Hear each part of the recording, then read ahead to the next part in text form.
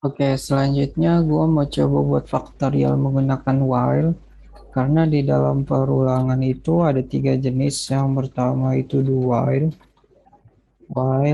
dan for. Nah, untuk for sudah gue buat videonya di video sebelumnya. Nah, linknya itu nanti ada di deskripsi ya. Nah, untuk while itu bagaimana?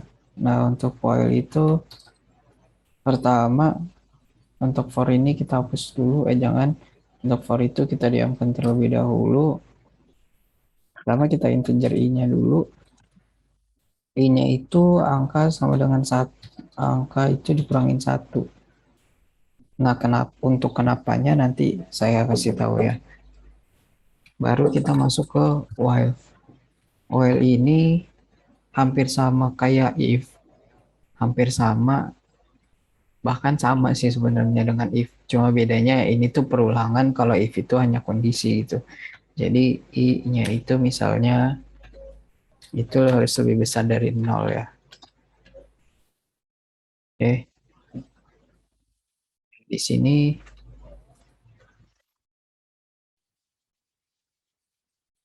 baru di sini kita hilangin. Bedanya kalau if itu ketika misalnya i-nya itu lebih besar dari nol. If ya. If itu lebih besar dari nol, maka dia akan menjalankan yang ada di sininya. Dia akan menjalankan yang ada di dalam sini. Nih, di sini ada codingannya, misalnya codingan. Kodenya di sini itu ada. Nah, kalau nggak masuk, maka dia akan melewati kode kode di sini nih, melewati codingan di sini. Nah, kalau while itu adalah misalnya i-nya ini kan lebih besar dari nol ya di sini ya. Misalnya i-nya itu 8. Nah, karena di sini saya mau i-nya itu min-min, berarti kan i-nya berkurang, berkurang satu seterusnya. Sampai i-nya itu nol, jadi 8, terus nanti 7, 6, sampai nol gitu. Nah, kalau plus-plus, codingan ini tuh nggak akan berhenti gitu, nggak akan selesai. Dia akan 8, 9, 10, dan seterusnya. Karena di sini while itu ketika while-nya terpenuhi, maka programnya itu selesai. Gitu.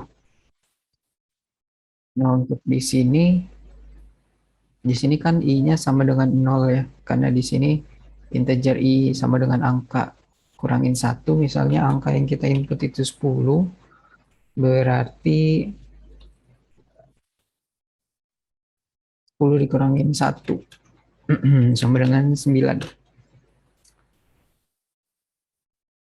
9 nanti di sini berkurang jadi 8, terus berkurang lagi jadi 7, dan seterusnya sampai nol. Begitu. Oke. Di sini sama seperti video kemarin, dia akan menyimpan hasil, menyimpan angkanya ini, dan akan ditampilkan di sini. Jadi misalnya ini 10, inputannya 10, berarti kan faktorialnya itu sama dengan 10. Di sini 10, di sini dikali dengan i. Nah, i-nya itu kan tadi i sama dengan angka dikurangin 1 ya. Berarti i-nya itu 9 sama dengan, nah, hasil dikali sama dengan hasil hasil dikali sama dengan i, berarti kan bisa kita inisialisasikan seperti ini. Bisa kita gambarkan bahwa hasil sama dengan hasil dikali i. Nah, hasilnya ini yang di sini berarti 10 dikali 9 sama dengan 90.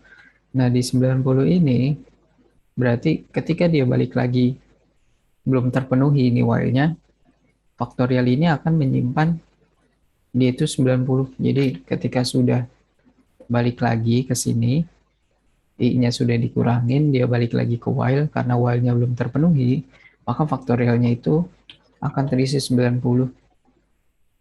Nah, berarti nanti di yang kedua kan 90 di sini ya.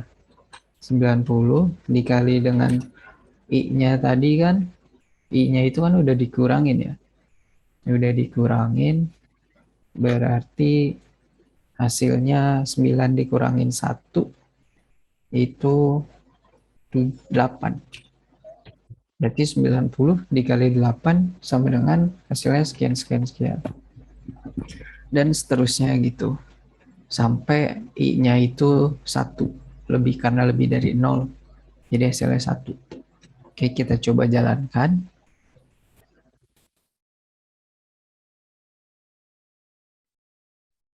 Kita coba di sini misalnya 5.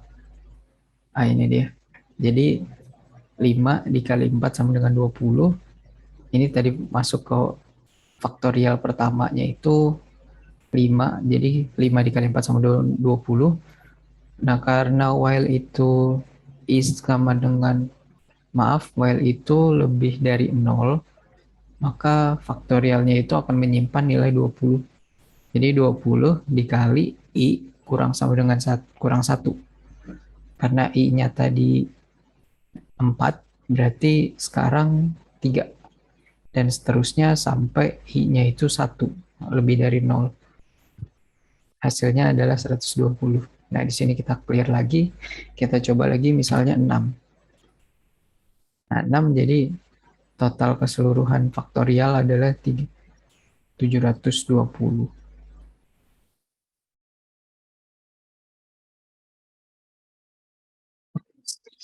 Selanjutnya untuk konsep do while. Kalau do while itu nggak beda jauh dengan while, hanya ini nih, kita tambahkan do, ininya kita kopas saja. Ya, seperti ini untuk konsep do while. Nah, do while ini dia akan mengerjakan yang ada di do-nya dulu. Dia akan mengerjakan yang ada di do-nya dulu, baru dia masuk ke kondisinya di sini. Jadi walaupun kondisinya nggak terpenuhi, dia akan tetap menjalankan di sini. Itu. Ini kita coba dulu ya.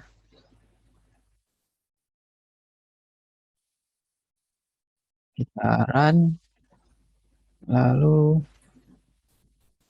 kita coba di misalnya faktorial 5. Tadi kan faktorial 5 ya. 5, ini dia. 5 dikali 4, 20, 20 dikali 3, 60, dan seterusnya. Lalu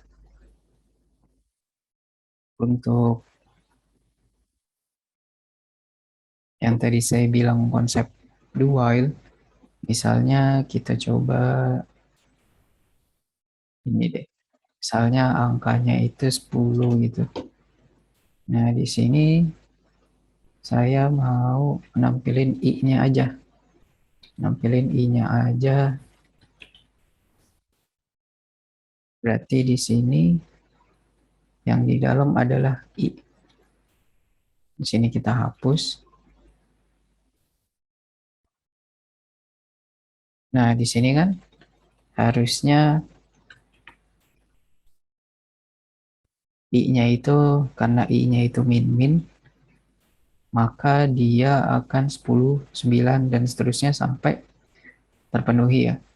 Nah, kalau nggak terpenuhi gimana? Misalnya I-nya itu lebih kecil dari 0, berarti kan minus ya. Berarti kan kondisinya itu akan salah ya. Karena I-nya itu min-min, dan seterusnya sampai ini tuh tidak akan terpenuhi. Karena I-nya itu 10. 10 kan lebih besar dari 0. Jadi while-nya itu tidak terpenuhi. Lalu untuk tampilannya akan seperti apa? Kita coba.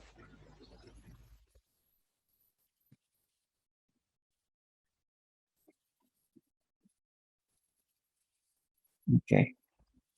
Karena tadi misalnya integernya itu 10, jadi kita tulis tampil aja misalnya. Nah,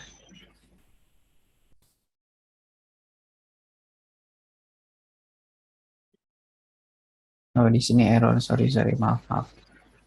Nah, di sini kita hilangin dulu ya. Oh, si error. Di mana ke errornya? Angka doesn't exist. Oke, ini kita hilangin dulu aja. Nah, baru kita coba lagi.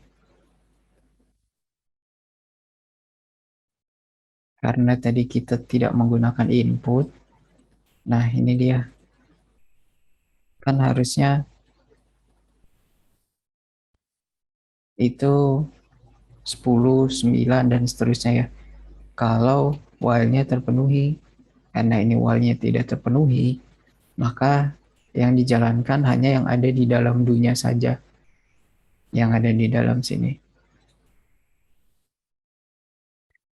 Yang ada di dalam sini. Jadi dia akan menampilkan I-nya itu min-min harusnya 9.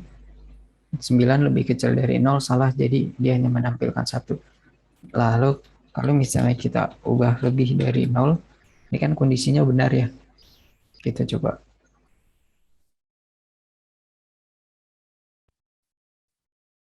Oke, karena kita nggak menggunakan input, nah hasilnya akan seperti ini. 10, 9, 8, 7, dan seterusnya sampai 1. Itu konsep do while.